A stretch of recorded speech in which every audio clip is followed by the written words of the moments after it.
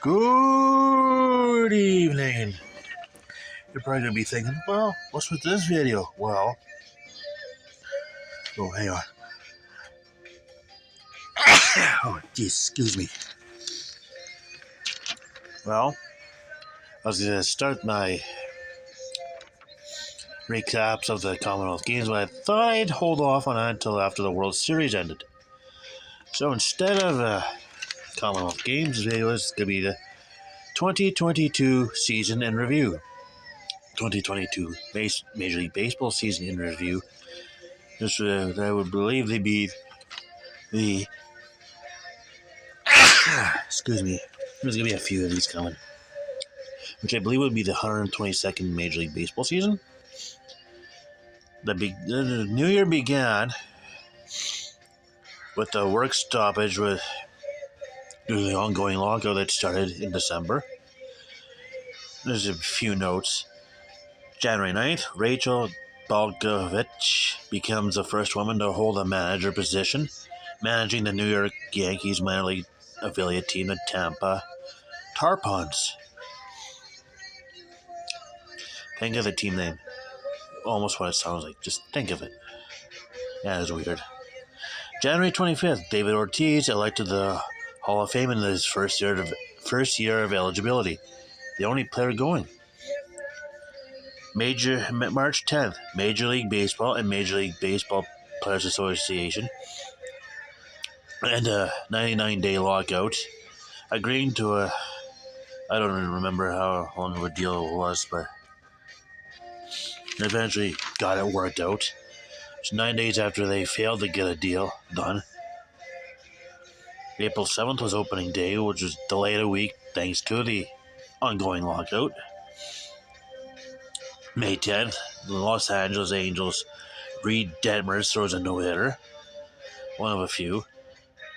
There's a lot of combined ones, but July 19th, the American League 3, National League 2, and the 92nd All-Star Game at Dodger Stadium in Los Angeles. April 23rd, yeah, this is going to be all over the map. April 23rd, Miguel Cabrera reaches hit number 3,000. And on May 7th, records double number 600. June 4th, Albert Pujols plays in his 3,000th game when he comes in to take over. I forget where. And on September 23rd, Pujols reaches home run number 700. Finishes his career with 703. Yeah, he retired after the season was over. So those were some of the notes that happened. Yeah, as you see on this page, there's a whole lot of postseason games that. This will be the first season in which the new playoff format gets used. The top two teams in each league have a bye into the division series, and third, fourth, fifth, and sixth seeds, yeah, they expanded it to 12. The third plays the sixth, and the fourth plays the fifth in the best of three wildcard series. And the winners go into play for the top two seeds. So, American League East, New York Yankees, 99 and 63. Obviously takes the division. Toronto, 92 and 70, 7 games back, and has one of the wild cards.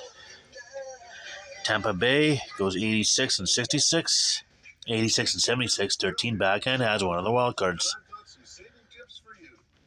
The second to one of the. Baltimore goes 83 and 79, 16 back. Probably their best season in years, and just missed out on that wild card. And Boston finishes at a 78 and 84, 21 games back. Central, Cleveland, 92 and 70 takes the division, obviously. Chicago White Sox go 81 and 81, 11 games back. Minnesota goes 78 and 84, 14 back. Detroit goes 66 and 96, 26 back. And Kansas City goes 65 and 97, 27 back. American League West. Houston, 106 wins, 56 losses, obviously takes the division. Seattle goes 90 and 72, 16 back, and takes the third wild card in the American League. Angels go 73 and 89, 33 back. Texas goes 68, 94, 38 back. And Oakland goes 60 wins and 102 losses, 46 games back. That's how good Houston and Seattle were. The National League East. Both the Atlanta Braves and the New York Mets go 101 wins and 61 losses. However, seeing as how they both made the postseason, the easy way they decided to break the tie with a head-to-head record, and then that's how Atlanta takes the division. They had a better head-to-head. I don't know what the record was versus the Mets, but that was pretty good. Should have looked that up. So Atlanta goes first, and Mets goes second. Has one of the 3 wild cards in the National League, and Philadelphia goes 87 and 75, 14 back, and takes the second wild card out of the National League. Miami goes 69 and 93, 32 games back. Washington goes 55 and 107, 46 back. Ouch. Yeah. St. Louis takes the Central, 93 and 69. Milwaukee goes 86 and 76, 7 back. No wild card. Chicago Cubs go 74 and 88, 19 back. Pittsburgh and Cincinnati each go 62 wins and 100 losses, 31 games back. Excuse me. West.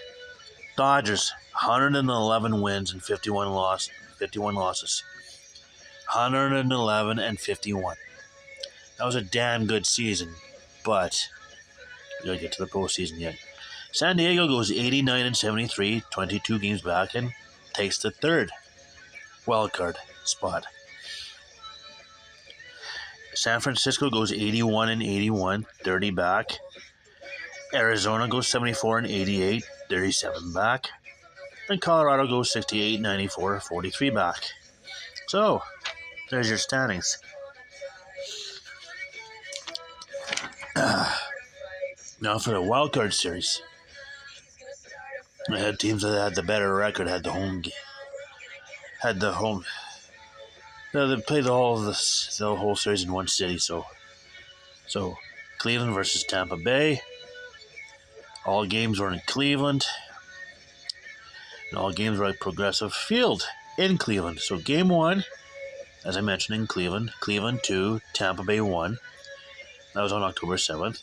October 8th, Cleveland 1, Tampa Bay nothing. 15 innings. The longest scoreless playoff game. But how long does this last?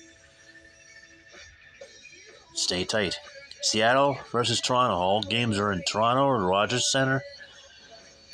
Game 1 on October 7th. Seattle 4, Toronto nothing. And Game 2, October 8th. Seattle 10, Toronto 9. After Toronto went up 8-1. 8-1 and they lose 10-9. Just imagine how pissed off I was.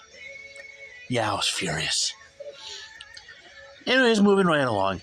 Philadelphia versus St. Louis. All games were at Busch Stadium in St. Louis. October 7th, Philadelphia 6, St. Louis 3. And October 8th, Philadelphia 2, St. Louis nothing. So these were pretty short series. They moved quick. San Diego versus the Mets. All games were in New York, or at Citi Field in New York.